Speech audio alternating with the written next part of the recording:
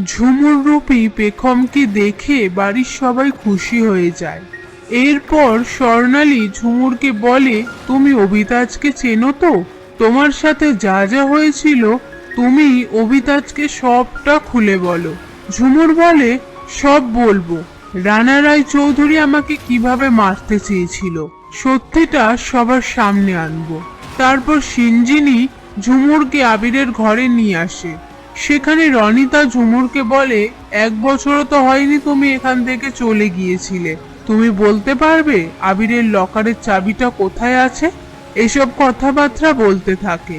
তখনই ঝুমুর বলে, আমার মাথাটা খুব ব্যথা করছে, ওই স্ট্রমাটার পর থেকে আমি মাথায় বেশি চাপ নিতে পারি না।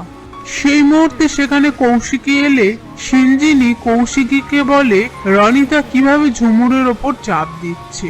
সবটা শুনে কৌশিকী বলে, তোমরা এখন বাইরে যাও, আমি পেখমের সাথে একা কথা বলবো।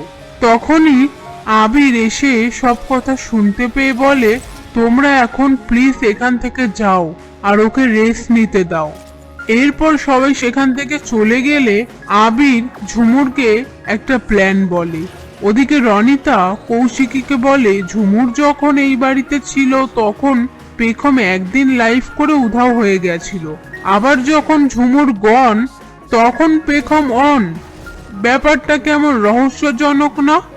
হয়তো আমি গোয়েন্দার বই পড়ি বলেই তাই আমার মাথায় এসব ঘুরছে।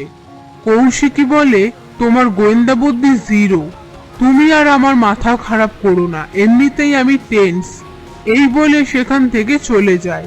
রাত্রিবেলা খাওয়ার জায়গায় পেখমকে দেখতে না পেয়ে আবিরের দাদু রনিতাকে বলে, তুমি গিয়ে পেখমকে ডেকে আনো। পাশ থেকে কৌশিকী বলে, আমি ডেকে আনছি।